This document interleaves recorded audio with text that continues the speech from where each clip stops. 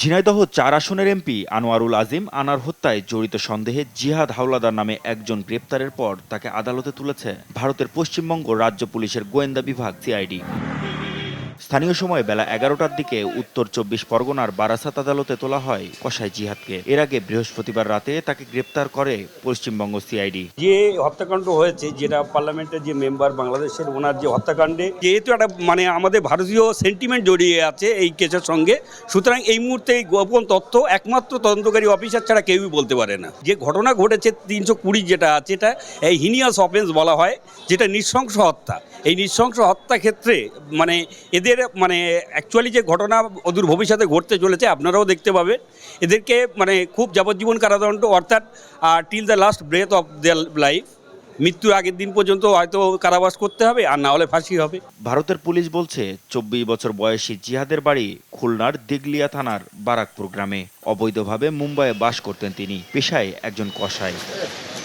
পশ্চিমবঙ্গের সিআইডি জানায়, আনার হত্যার পরিকল্পনাকারীরা মুম্বাই থেকে জিহাদকে কলকাতায় নিয়ে আসেন। প্রাথমিক জিজ্ঞাসাবাদে জিহাদ স্বীকার করেন তিনি সহ ৪ জন মিলে কলকাতার নিউ টাউনের ফ্ল্যাটে এমপি আনারকে হত্যার পর নিউ টাউনের ফ্ল্যাটে পুরো শরীর থেকে মাংস আলাদা করেন কসাই জিহাদ। মাংসের কিমা করে পলিথিনে ভরা হয়, হাড়গুলোকে ছোট টুকরো করে প্যাকেট করা হয়। পরে সে প্যাকেটগুলো ওই ফ্ল্যাট থেকে ট্রলিতে করে কলকাতা ও এর আশেপাশের এলাকায় ফেলে দেওয়া হয়।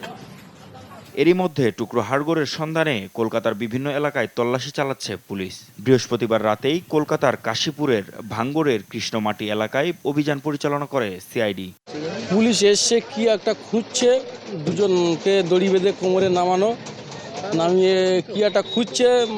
এখানে সব বলাকবা করছে যে বাংলাদেশের সংসদ যে খুন হয়েছে তার দেহ অংশ এখানে আছে, কিন্তু বোঝা যাচ্ছে না।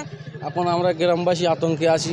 ১২ মে দর্শনা সীমান্ত দিয়ে ভারতে যান এমপি আনোয়ারুল আজিম আনার হত্যায় এ পর্যন্ত কসাই জিহাদ সহ ৩ জনকে আটক করেছে ভারতের পুলিশ।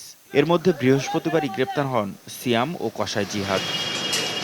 এমপি আনারকে হত্যার তদন্তে ঢাকায় রয়েছে ভারতের গোয়েন্দা দলও। মাহমুদ হাসান, দেশ টিভি, ঢাকা।